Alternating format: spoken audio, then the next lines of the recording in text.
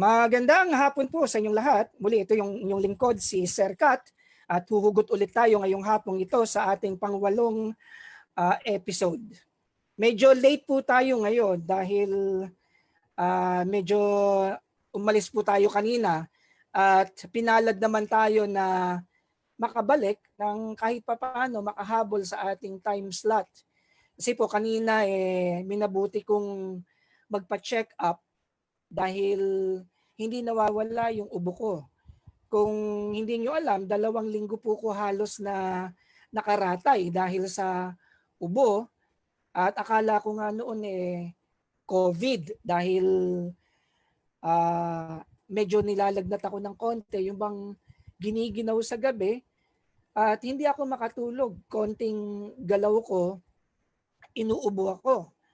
Kaya sa sobrang hirap, dahil nag-iisa po tayo, minabuti ko na pakiusapan yung kaibigan ko na samahan ako, na pasalamat naman ako at sinamahan niya ako at siya yung mga tumulong sa akin dito na sa mga gawaing bahay, no?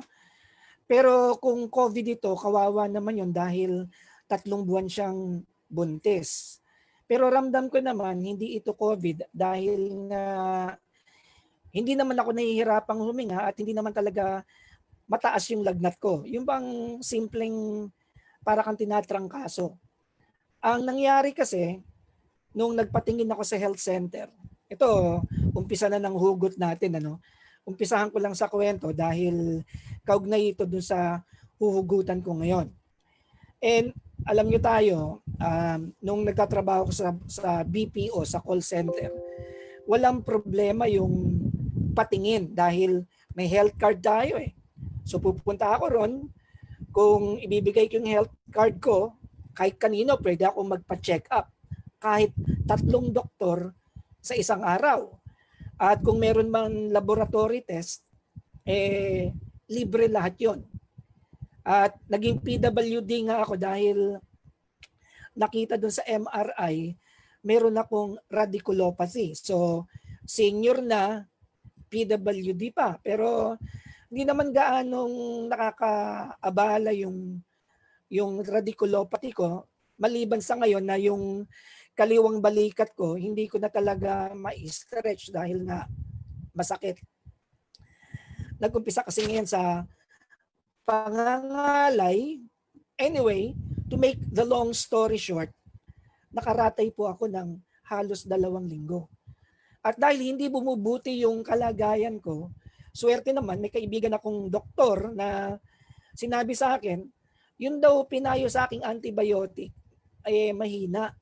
Kaya nagpalit ako at mabuti naman sa pagpalit ko, kasama na yung vitamins, kasama na yung diet, yung pag-inom ng ginger, ng lemon with honey, unti-unting bumuti yung pakiramdam ko hanggang nakabalik na yung konting lakas ko, medyo nakakabangon na, nakakakain na rin dahil dati ang kinakain ko isang saging lang. 2 saging sa maghapon dahil kung isipin nyo, maghapon saging. Wala tayong gana eh. Kaya nanghina tayo noon. Kaya nga sinasabi ko yung tinatawag nating back to normal na nakaka-FB na ako, nakakapagsalita na ako, nagagawa ko na, nakalabas na nga ako at nakakapamalengke, nakakapag-grocery. Pero pagdating ng gabi, ano doon pa rin yung ubo na sa tingin ko kailangan ko ng patignan. Syempre, dahil retired na tayo at wala na tayong kita, medyo tipid tayo sa budget. Kaya kanina, minabuti kong tumawag kumonsulta muna ako sa health center. No? Ang uhugutan natin ngayon, itong proseso na para matugunan natin yung mga pangangailangan natin. Kasi yan nga yung pinunto natin kahapon eh. Bakit ba natin ginagawa yung mga ginagawa natin? Siyempre, alam na natin ng dahilan dahil kailangan ito, di ba? Ngayon, naisip ko, kailangan ko ng magpatingin. Dahil hindi nawawala yung ubo kahit na kontrolado mo na siya. Alam niyo po, yung mga bagay na yan, mga sintomas yan eh. Pagka nagkasakit ka, ano yan, hindi yan yung sakit kung hindi parang warning yan na may nangyayari sa katawan mo na dapat bigyan mo ng pansin.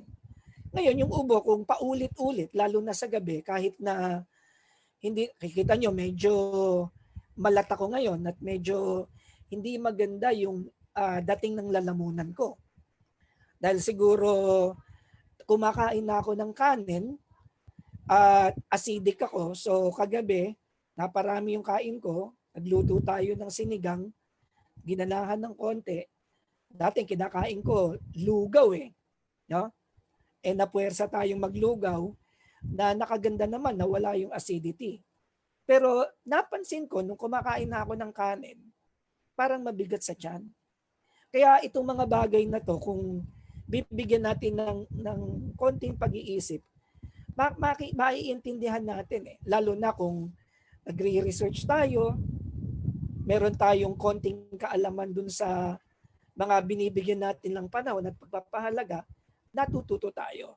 So tuloy ko lang yung kwento, dahil may online kami sa pagkonsulta dito sa barangay, nag-online ako at tumatawag ako, hindi naman ako sinasagot.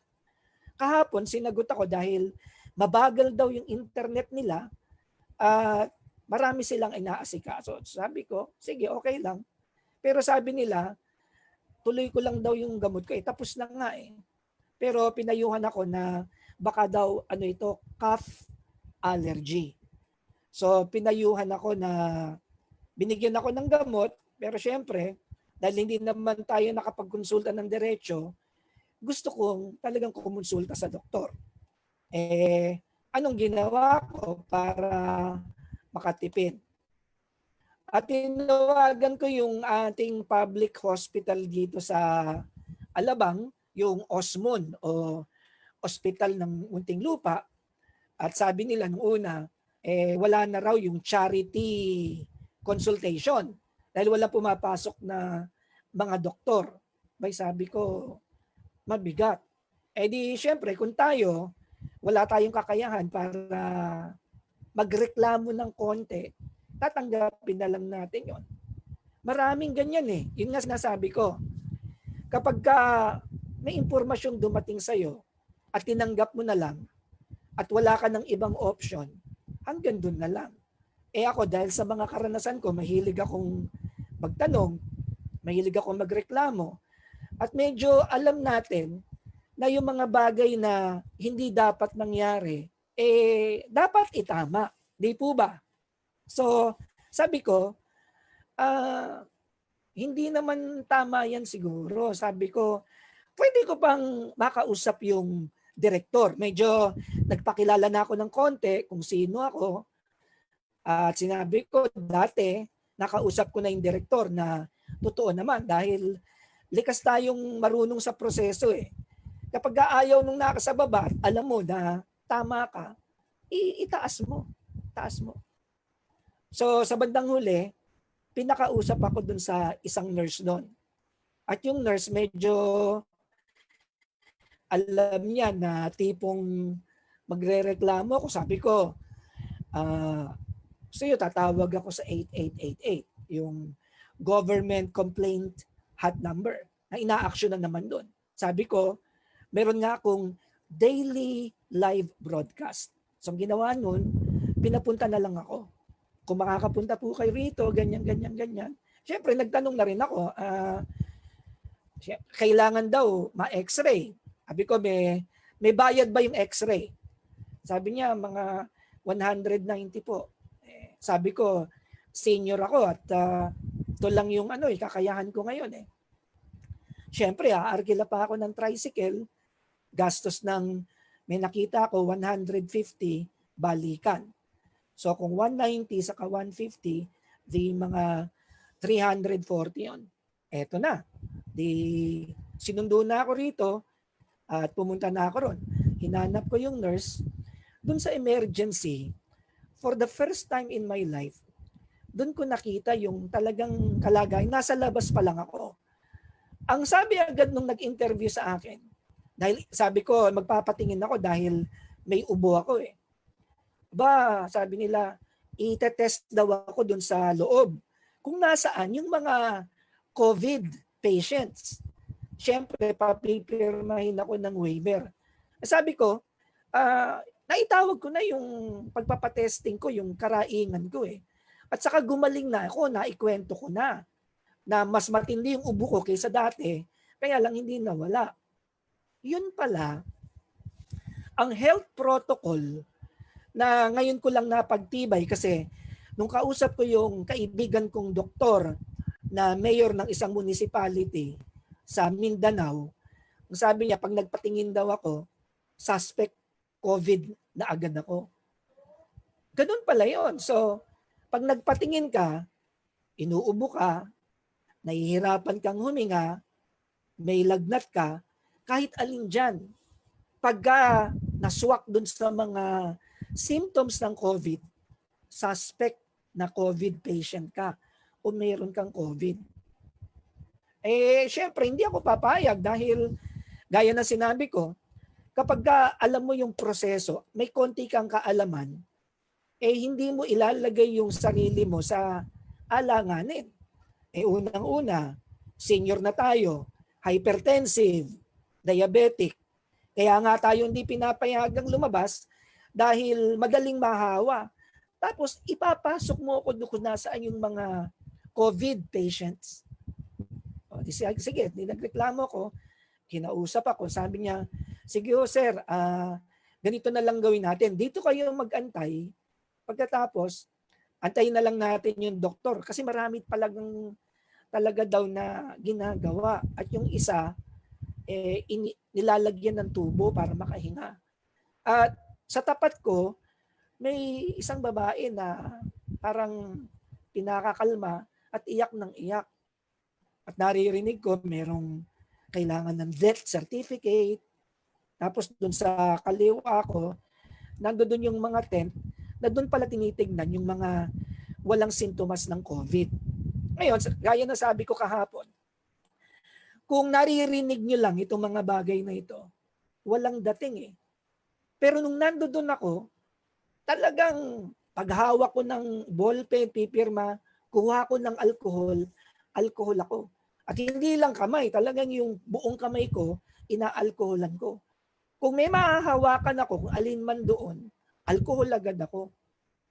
Ganun pala yung gagawin mo kapag nandoon sa kamalayan mo, na nandoon yung mga COVID patients. At eto, hinuhugutan ko kasi nga, marami sa atin na walang ganung kamalayan. Bakit? Wala ka naman dun sa lugar na maraming COVID eh. Pero ang hindi natin alam, kaya dumarami dahil wala tayong ingat eh. Ako, kahit na maingat na ako, pag lumabas ako para bumili ng mga bagay-bagay na kailangan ko, nagpunta ako sa palengke, meron doon na yung mango juice nila, talagang purong mango juice. Dahil yun yung galing sa mga medyo hindi na nabibiling mga hinog na mangga, ginagawa nila, bine-blender nila, at matamis, talagang manggang natural. 10 piso isang baso. Ngayon, naiisip ko, bakit ako bumibili doon? May posible naman na baka mahawa ako ron. Kasi nga kamalayan kaisipan na binibigyan ko ng punto ngayon dahil kapag may nalalaman tayo, magagamit natin yun para makaresolba ng mga gusto nating sagutin na masagot. Diba? So tuloy ko lang, sabi ko dun sa driver ng tricycle na nag-aantay sa akin, pumasada ka muna, tatawagan na lang kita. Kasi nga matagal eh. So matagal ako nag-antay, siguro mahigit 1 oras bago ako tinawag na i-x-ray. Pinapirma ako ng information, tapos in-x-ray na ako. Pagkatapos ko ma-x-ray, alcohol na naman ako. Siyempre, ospital yun eh. Ngayon, paglabas ko, nagpunta ako rin siguro mga 11:00. 1:00 na, hindi pa ako kumakain. eh hindi pa tapos. At yung doktor, hindi pa rin available. Nagsabi na ako, sabi ko, ah, pwede ba aantayin ko na lang yung resulta ng x-ray? Ayan. Eh pwede naman po, pero pumirma kayo ng waiver na uuwi kayo against medical advice. Sabi ko, sige, pirma ako ng waiver. Tapos bayaran niyo po yung yung x-ray. O di sige, dahil handa naman ako eh. Aba, pagkuha ko ng bill na nag-antay din ako ng matagal-tagal, ang total 312. Ang total bill, 520. Tinanggal mo yung mga discount, naging 312. Sabi ko, 190, naging 312. Parang malaki pa rin. O edi, kinuha ko yung medical certificate ko. Nakalagay doon sa medical certificate ko, diagnosis, COVID suspect. O sabi ko, ganun talaga pala. No? Kung may makakabasa nun, parang siguro katatakutang lumapit sa akin dahil pinagsususpetsahan pala akong may COVID. Kaya sa hindi makakaintindi at hindi nakakaintindi, yun ang health protocol. Na pag nagpa-check up ka, ang sintomas mo, meron kang isang sintomas ng COVID, bawa nasabid ka, naubo ka, dumami yung ubo mo, eh baka pagsuspetsahan kang may COVID. Okay? So, punta ako dun sa sa billing, ayaw pa ako papasukin ng gwardiya. Nung pinapapasok na ako, napansin ko, yung x-ray, 190. May charge na 250 at may isa pang charge. Sabi ko, ano ito? Di balik ako sa emergency room. Ang sabi sa emergency room, charge daw yun dahil nagpa-emergency ako. Abay sabi ko, tumawag na ako bago yan eh. Kaya nga sinabi ko, ito yung kalagayan ko, ito yung kaya kong bayaran. Kaya ang pinaghandaan ko, ito lang. So sa madaling salita, medyo humuhugot na ako doon. E di, sabi nila, sige po, ganito na lang gawin natin. So, nirefer ako doon sa parang social welfare nila dahil botante naman ako doon eh. O di, pasok ako. Nagantay ng konde, hindi na ako makatiis dahil nga nagmamadali din ako eh. Eh mag-aalas 2 na, uuwi pa ako, hindi pa ako kumakain. Di, pasok ako. Binigay ko yung yung referral. Tapos sabi sa akin, sige nagreklamo ko, ganyan. So, ano naman sinabi ko eh. Sige hindi na natin to ipagbabayad. Pero sabi ko, hindi, ang babayaran ko yung x-ray. So, yung 312, naging 156. Di, nakatipid. Sayang din yung 156. Saka, kaya nakauwi na ako. Pero sabi ko, sayang, bago ako umuwi, sabi ko dun sa tricycle driver, pwede ba bibili muna ako dito sa Super 8 dito sa Alabang ng tinapay. Di punta ako. Ngayon, syempre, alam ko na sisitahin ako kasi doon sinita ako dati. Naka-face shield na ako. Kailangan ko para mag-face mask. Eh ngayon, ang direktiba ng IATF, kailangan mo ng mag-face shield kapag ka lumabas ka, bukod sa face mask. Eh di syempre, galing sa IATF yon, galing kay Aliazar. Kasi kagabi, tumawag ako dun sa teleradyo dahil gusto ko ngang ireklamo yung tungkol sa face mask na face shield pa. Tiyempo naman, sinabihan ako nung nakasagot sa akin dun sa teleradyo na sinabi na nga ni General Eliazar na kapag lalabas ka, at binroadcast kanina ni Tokayong Mike Enriquez, no, katukayo ko sa apelyido, na kailangan na talagang mag-face mask at mag-face shield.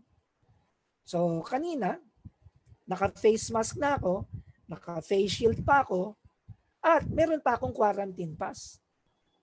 Aba, ayaw na naman akong papasukin ng security guard. At ang sabi, senior daw ako, at ang sabi sa akin, kumuha daw ako ng certification na nag-iisa ako. Ang direktiba ng IATF, Kapag meron kang quarantine pass dahil hindi nga agad-agad makapaglabas dahil bagong balik sa MECQ, sapat na yon. Na high blood tayo ng konti. Pero dala-dala ko yung aking certification na nag-iisa ako. Medyo humugot ako ng konti doon, nag-ingay ng konti, pumasok ako, binili ko yung tinapay, at nung nagbabayad na ako, hindi talaga ako nakatiis. Naghanap ako ng manager. At medyo mataas yung boses ko. Sabi ko, pakiliwanag nyo nga sa mga nagagwardya dyan yung tamang proseso. Kasi nga ang hinuhugutan natin, marami ang tao na sunod lang ng sunod. Wala namang masama ang sumunod eh. Pero minsan, kapag yung tao na nagpapatupad, nagpapasunod ng mga bagay na hindi nila naiintindihan, doon nagkakaroon ng misunderstanding. Tayo, humuhugot tayo rito, alam natin ng batas, kapag hindi natin alam, anong ginagawa natin? Di syempre, inaalam natin. Kaya nga, ang gusto ko lang maihugot ngayon, alam ba natin yung mga proseso? Yung kaya ba nating pag-isipan yung mga desisyon natin? Kasi sa psychology, meron tayong tinatawag na perception. Ang perception, yun yung interpretasyon natin ng mga bagay na nasasagap ng ating senses. Kasi ang senses natin, kapag nakasagap yan ng mga stimulus o ng mga bagay-bagay, yung pangdamdam, no? Sense of touch, panlasa, sense of taste, sense of smell, yung pangamoy, sense of hearing, naririnig. At syempre, yung pinaka most common, yung sense of sight. Ngayon, may makikita ka, biglang blind color ka pala, hindi mo makikita yung tunay na kulay. Sabihin mo, ito yung nakikita mo, pero iba yung nakikita ng iba. Parang tumitingin yung dalawang tao sa iisang coin, pero on opposite sides. Di ba? Makikita nung isa yung kabila, makikita nung isa yung kabila. O di, meron ding isang kwento dyan, no? Elepante, hinawakan ng mga tao na blindfolded. Yung nahawakan ng isa, yung trunk ng elepante. So tinanong siya, ano ba yan? Ano to ahas, sabi niya.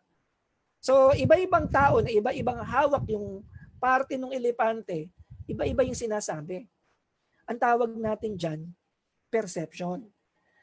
At kung hindi natin susuriin yung naiintindihan natin, madalas sa hindi, magkakamali tayo Kung hindi man tayo magkamali at hindi accurate yung ating basehan, baka merong hindi magandang mangyari. Ako, kagaya ko. Ang feeling ko na 99%, 99.99% na hindi ako COVID positive. Bakit? Halos 2 linggo po tayo nagkasakit. Tapos, bumuti ang pakiramdam ko. Hindi naman ako kinakapos ng hininga, hindi naman ako nilalagnat. May ubo nga lang. Sa palagay nyo, COVID? Hindi. Kaya nga, kung meron tayong konting kasiguruhan, makapagbibigay tayo ng tamang desisyon Sipin mo na lang, halimbawa, may nagsabi sa yung hindi maganda tungkol sa isang tao sa bahay nyo. Ano ba, si ganyan, kinuha yung ganito, nakita ko. Kung hindi naman pala totoo, at nagalit ka sa tao na yon, di nagkaroon na ng hindi pagkakaunawaan, batay sa isang impormasyon na hindi natin verify. No? Gaya na sinabi ko, ako yung nagtayo nung Meralco Bill Questions 2020. At inumpisahan ko ng i-monitor yung mga tawag nito, yung mga comments doon. At may mga comments doon na alam niyo ba yung hugot na hugot lang. Tayo, humuhugot tayo, pero nagbibigay tayo ng batayan kung saan nanggagaling yung pinaghuhugutan natin. Aba, meron doon na puro paratang lang, puro hugot, na wala namang batayan. Siyempre, kung galit ka, lalong-lalo na mataas ang bill mo sa Meralco, at pare-pareho tayo ng nararamdaman, gaya na sinabi ko kahapon, pare-pareho yung hugot natin. At yung mga hugot na yan, hindi maganda. Ay halimbawa, ay ang Meralco na yan, talagang garapal yan, mandaraya yan, at kung ano-ano pa. Ngayon, bibigyan ko ng isang halimbawa yung sinasabi ko. Ibahagi ko lang yung, sana nababasa nyo, no? Yung comment ng isa na binura ko yung pangalan. Dahil ang perception niya, ano raw, nagtatanggol daw ako sa Meralco. Ayan, kung mababasa nyo, ako yung Catalino Enriquez. Sabi niya, abogado ka ba ng Meralco, kuya? Grabe, pagtatanggol mo sa kanila eh. Ay di sabi ko, simple din ang sagot ko. Pareho tayo ng tanong, kaya nga nagawa itong site na ito. Pero ganun pa man, ang masasabi ko, ang aligasyon mo ay pananamantala. Sabi niya kasi, nananamantala daw ang Meralco eh. Ngayon, sabi ko, ibinigay na ng Meralco ang paliwanag nila. Nasa meter reading na tama naman. Ngayon, kung may diferensya ang metro, pwedeng patignan. Ganun ang nangyari sa akin dahil ako, pinapuntahan ng Meralco, pinatignan yung metro ko. Kaya lang, nung nagpunta rito, may sakit ako kaya hindi ko na-check. Pero nung i-email ako, sabi nila, wala daw diferensya. Sabi pa, ipatingin ko daw sa licensed electrician at baka mayroong nag-tap. Tingin ko hindi ganun. Kaya binaliwala ko na. Ngayon, ang pinupunto ko, sabi ko sa kanya, kung sa opinion natin, tayo magbabase, tatanggapin na lang natin yung mga bagay na to, high blood lang tayo, di ba? Pero ako, hindi ko talaga matanggap ang dobleng taas ng bill ko nitong May. Pero ito yung punto. Wala akong sapat na impormasyon laban sa meter reading. Kaya nga nag-aantay lang ako at hindi tumitigil sa pag-imbestiga. Pero sabi ko sa kanya, hindi ako taga Meralco. Pero yung mga unusual cases na nakakaduda talaga, gaya limbawa, ang bill niya 3,000, 4,000, naging 43,000. Nire-refer ko yan sa Meralco dahil yung Meralco, dahil nakita nila yung pagiging objective ko, kinontak ako ng kanilang executive. Ba? At na-guest ako sa kanilang live telecast dahil kita nila hindi ako namumulitika, hindi ako troll. At itong ibinabahagi ko sa inyo, i-share ko rin doon sa kanilang executive na kung may kailangan tulong ng Meralco at nahihirapan silang pumunta, nakakatulong, nakagawa na yun ng serbisyo publiko na isang magandang bagay para matulungan na yung mga tao at mapuna din yung ganitong kaisipan. No? O, sabi ko nga, may hirit ka pa na grabe ang pagtatunggol ko sa kanila. No? Sabi ko nga, sige nga, screenshot mo nga ang basehan ng sabi mo. Kasi ang masasabi ko, nadadala ka ng galit mo.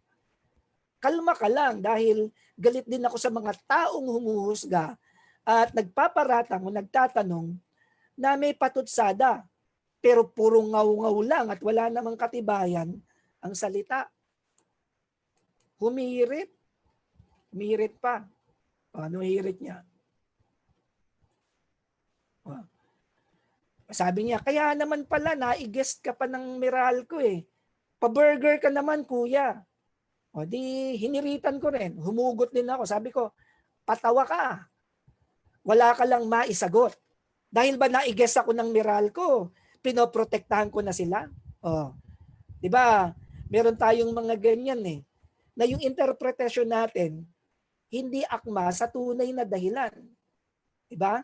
Bawa, nakipagkamay ka kay Duterte dahil gusto mo siyang kamayan. Ibig sabihin ba nun, baka Duterte ka? Yung mga ganyang bagay na kaisipan, yan po ang pinupunan natin. Dahil dyan nakasalalay yung tinatawag nating objectivity, yung walang bias.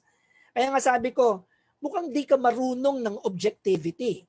Mag-aral ka para matuto ka sa talakayan at balitaktakan. Ikaw ang nagsabi ng pananamantala eh. Wala ka namang ebidensya. Ngayon, pinalalabas mo na kampi o pinoprotektahan ko ang Meralco. Sa hamon ko sa'yo, maglagay ka ng screenshot na bias ako sa Meralco na sinusuportahan sila.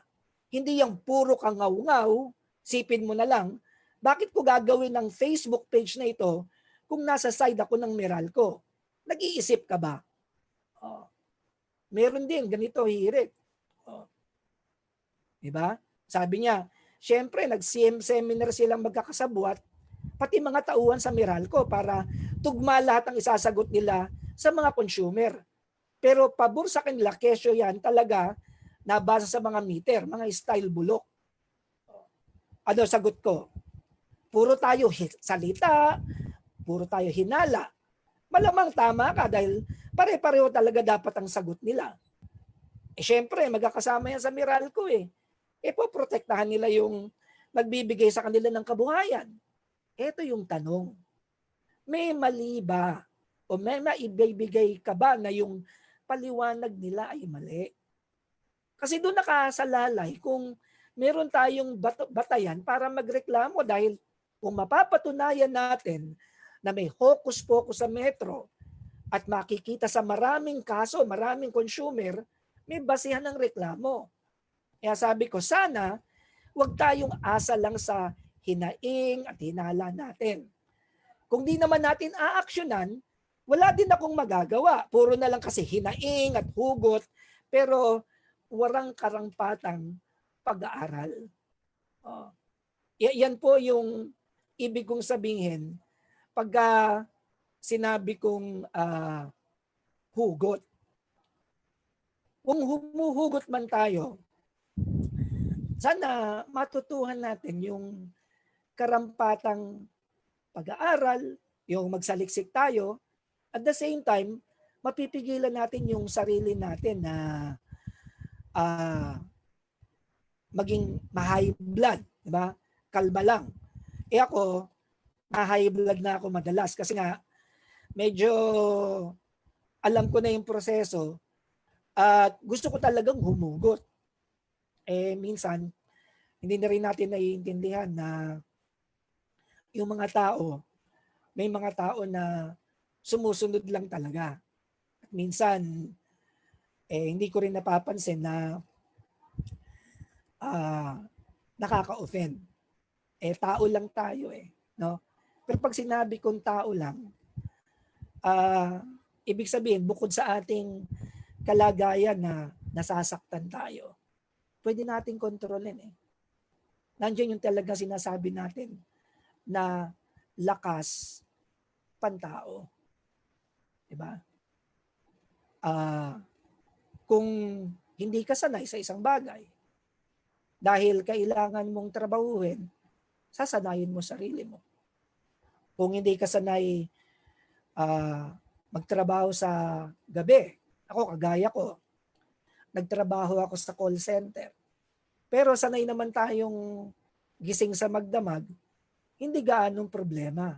Hanggang lumaon, nung nasa 10 years na tayong nagtatrabaho sa call center, doon ko na nakita yung epekto.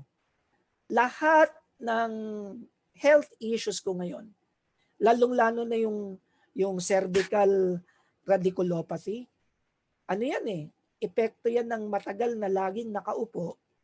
Pag uwi sa bahay, dahil pagod ka, puyat ka, sa araw matutulog. At ayon sa mga eksperto sa health, yung pagtulog sa araw, hindi maganda sa katawan ng tao. Pero, anong ginagawa ng marami? Kahit hindi maganda, kinakaya. Bakit? May mabigat na dahilan ano yung dahilan na yon? Di syempre, kailangan ng kabuhayan. na sa panahon natin ngayon, yaan ang lakas ng kaisipan, yan ang lakas ng kalooban, lakas ng pagkatao natin na mayroon ang higit na nakababata sa akin. At kung tatahakin ninyo yung landas na yan, na hindi tayo gagawa ng mga bagay na labag sa batas, labag sa kagandahang asal, no? Marami tayong matututuhan. Sabi nga ni Napoleon Hill, anything that you do not use will atrophy from disuse. Sa Tagalog, ang isang bagay na hindi mo ginagamit, nawawala yan dahil sa hindi mo paggamit. Bawa, natuto ka ng computer programming. Siyempre, pinag-aaralan mo yan, tinetest mo yan. Tapos napasok ka sa bilang salesman. Dahil hindi mo yan ginagamit, makakalimutan mo yan. Pero dahil napag-aralan mo na, pwede mong balikan, pwede mong i-review. Kaya ngayon ko nare-realize yung foundation ng learning, talagang karunungan eh. Swerte nung panahon ko, kahit na medyo nung college na ako, naiinis ako dun sa memorization. Nag-memorize tayo. At yung mga natatandaan ko, magagamit pala yon para mas maintindihan yung mga bagay na pinagkukunan nung mga impormasyon na yon. Malaki tulong niya. Na, halimbawa, trivia, no? Alam mo ba ang pinakapopular na libangan ng tao noong 1960s? Oh. Diba? Ngayon, maraming libangan, lalong-lalo na internet. Pag sinabi mong internet, nandiyan ang YouTube, Facebook, Twitter, Netflix, sari-sari, Messenger, chat, TikTok, Mobile Legend, kung ano-ano pa. May Gardenscape, may Wordscape, Escape from Reality, di ba? Pero nung panahon nung araw, ang pinagkakalibangan ng mga tao, radyo. Pag wala kang radyo nun, malungkot. At lahat ng mga sinusubaybayan namin sa radyo, isipin mo yon, kwento ni Lola Basyang, Tantarantang, yan, anong araw yan eh, yung gabi ng lagim, no? Kaya nung araw, ang mga radio personality, kaya niyang gumawa ng maraming klaseng boses. At talent talaga yan. Ngayon, na sinasabi ko, yung mga bagay na dapat nating malaman, kung alam natin, nakakatulong yan pagdating ng panahon. Mas maganda kung magagamit na natin para hindi natin makalimutan. Dahil gaya ng sinabi ko, kapag ang isang bagay inumpisahan mong gawin, kahit mahirap, nagiging part of habit yan eh. Sabi nga ni Boss Elmer, binanggit niya yung 21-day habit na dapat kong gawin. Kasi nga medyo ako talagang namumroblema at hindi ko magawang habit pa yung ating programa dahil kapag nagawa ko yan, garantisado, higit pa rito yung matututuhan nyo at masusubaybayan ninyo sa akin. Ngayon, makikita nyo, may pagbabago na. Ito dahil ang ginagamit natin ngayon, hindi na yung isang application. Ginagamit na rin natin ngayon ang Zoom. Kaya nga nagpapasalamat tayo kay Boss Elmer dahil nung banggitin ng ating technician na si Adrian de los Reyes na kung pwede tayong gumamit ng Zoom, mukhang nag-subscribe agad si Boss Elmer ng 1 taon sa Zoom. O kaya ito, makikita ninyo yung background ko, iba na. No? Nakalimutan ko na naman nga pala na i-record itong aking live telecast ngayon. Ganun pa man, masasabi ko, pag naging regular na ito, hindi lang to magiging habit. Magiging kasama na ito ng aking buhay. At pag nagkaroon pa ako ng added motivation para mag-broadcast at mag-telecast ng ganito, no? Ano ba yung mga added motivation natin, di ba?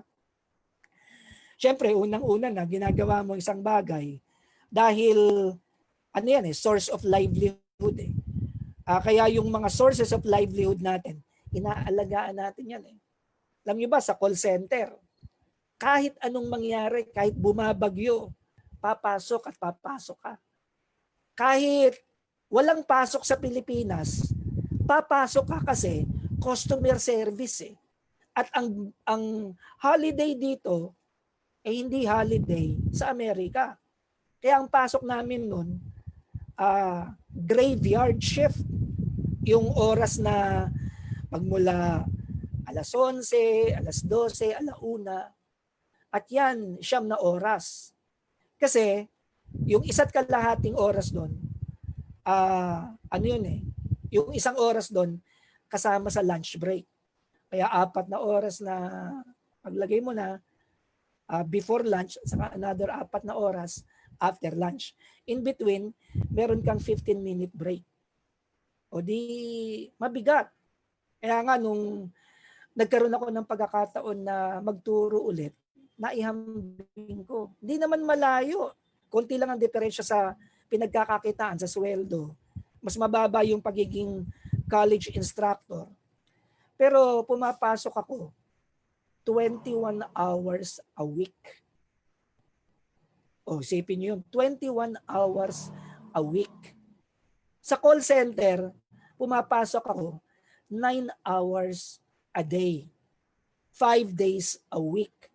Multiply mo yan ng 5, 45 hours a week pumapasok ako. Pag minamalas-malas ka, may overtime pa. Oh. Pero okay lang, may hazard pay, may motivational factor. Mas mataas sa karaniwan ang sweldo. Lalo pa kung mapapasok ka sa isang kumpanya na magandang magbigay ng sweldo, magandang magbigay ng benefits. Kaya lang, siyempre, itataya mo yung health factor. Ganun naman tayo sa lahat ng bagay eh. Lahat ng bagay po sugal, risk. Ngayon, dyan nakikita yung lakas ng loob. Kapag nakayanan mo at nasanay ka na, eh di madali. Kaya sanayin nyo po ang inyong sarili, makinig mula alas 4 hanggang alas 5, although medyo na-delay ulit tayo ngayong araw na ito, pasasaan ba at magiging regular na rin yan. At pag dumating yung pagkakataon na yon, magiging meron ng forma, meron ng talagang mabigat na tema yung tinatalakay natin. Ang problema nga lamang, hindi ako sanay ng ako lang yung nagsasalita. Kung meron akong kausap, kung mayroong nagtatanong, ay nako, nakakasigurado kayo na mas marami kayong matututuhan, mas marami kayong malalaman. At marami tayong maihuhugot at maitutugon sa inyong mga hugot. Kaya wag po tayo magsawa na makinig at kung ano man ang mga bagay-bagay na natutuhan nyo, sana po mag-comment lang tayo o mag-like para makita naman natin magkaroon tayo ng konting feedback. So muli po, salamat sa pakikinig. Salamat Adrian, Boss Elmer at sa lahat ng bumubuo nitong ating grupo dito sa EFI Jeepney Station.